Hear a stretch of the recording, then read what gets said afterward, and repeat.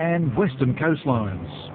Then there are the weedy sea dragons, found in seaweed beds where their long appendages are meant to camouflage them. All of these are on display to the public, although the more we can research them, the more we can learn about them and teach the rest of the world. So what you do know about them is that this is part of their breeding courtship process. It is. They actually do a little bit of a dance together, and they'll dance and swim together, sort of in a synchronised pattern, and they'll go up and down the tank for around about 3 days while they're deciding whether or not they like each other enough to have babies together. What we do know is that the males carry the baby and give birth. They do, absolutely. The female, she transfers the eggs to the male. He carries them inside his pouch and fertilises them in the pouch, carries them for about 30 days, and then has the babies alive. Quite a ritual we're watching here, where they're all writhing and moving upwards and downwards. Absolutely, yeah. Very, very lovely. They quite often get tangled up together. You see them hanging on with their tails. They don't really mean to do that. They hang on with their tails to anchor themselves so they don't get swept away in the ocean.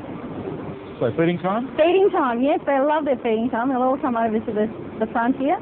We just feed them mysid shrimp, which is a type of zooplankton. And that's alive? That's live at the moment, yeah. Normally we will give them frozen food. This is a treat every now and then. We'll give them live food. The more they get over there, the more they will grow and the more food they can get into their bodies. And what we're seeing is that when they eat, they snap their heads forward very quickly. They do. It kind of looks a little bit like they're sneezing, I think. They snap their food, they snap their snout, so they're sucking their food in really, really quickly. And we can actually catch one, can we? You can actually pick one up if you scoop in underneath the seahorses and very quickly pick them out of the water. Oh, look at the way they catch up on each other here. A tangled web of glorious little seahorses. They can stay out of the water for just a few seconds, eh? They can for about 5 minutes, believe it or not.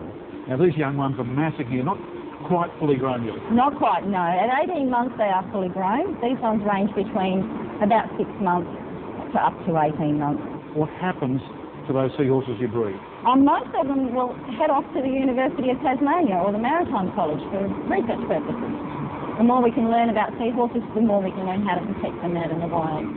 Many of the potbelly seahorses bred here in the Tamar Valley will be sold to pet shops around the world as the fascination for these tiny creatures grows. Nobody knew exactly how some of the complex and exquisite patterns on